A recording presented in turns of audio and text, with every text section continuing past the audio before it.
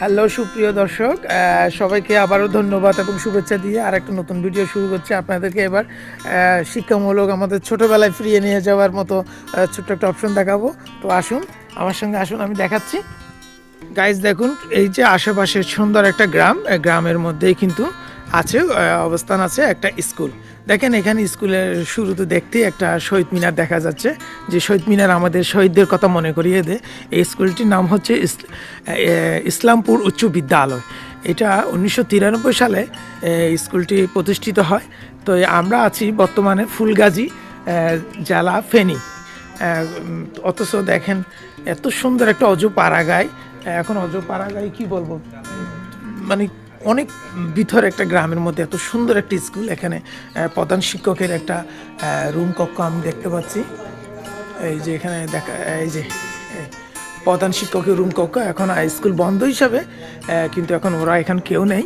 সবচেয়ে ইন্টারেস্টিং বিষয় হচ্ছে যে এখানে দেখেন স্কুলটা এত হলেও, গ্রামের ভিতরে হলেও কিন্তু অনেক বড়। এখানে একদম শিশু শ্রেণী থেকে শুরু করে একদম 10ম শ্রেণী পর্যন্ত এই স্কুলের শিক্ষার্থীরা আছে। এখানে অনেক শিক্ষার্থী আছে। শহীদ আছে, দেখেন শহীদ মিনারটার দেওয়া আছে এখানে, অনেক সুন্দর। এই শহীদ মিনার আমি ছোটবেলায় ফুল দিয়ে আসতাম।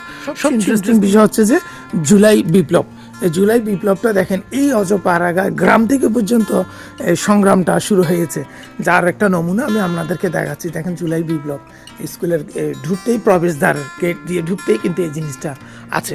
এখানে আরও দেখেন 8ম শ্রেণী 10ম শ্রেণী পর্যন্ত, ওই যে পাশে 9ম শ্রেণী লেখা আছে। তো এখানে এই স্কুলটি প্রতিষ্ঠিত। এখানে আরেকটা আছে যেমন 7ম শ্রেণী 6ষ্ঠ শ্রেণী এখানে আছে, খুব সুন্দর। আর দেখেন জুলাই বিপ্লবের আরেকটা সুন্দর স্মৃতি এখানে আছে।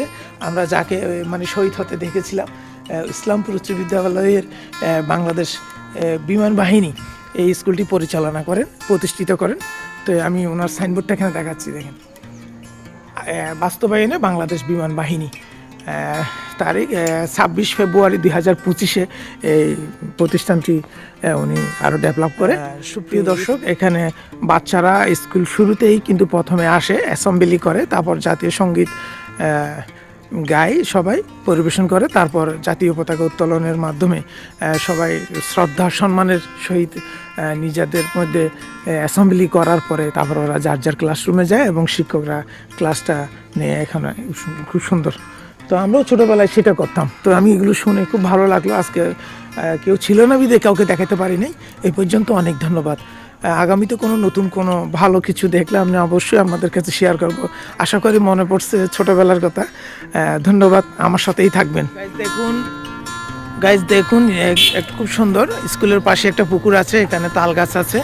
তো এখানে আর একটা সামনে তাল গাছ, এখানে তাল ধরতেছে। খুব সুন্দর একটা পরিবেশের পাশেই কিন্তু স্কুলটা। আমি একটু পরিবেশটা দেখালাম, খুব দারুণ। তো সুন্দর কিছু দেখার জন্য সবসময় আমার সঙ্গেই থাকবেন।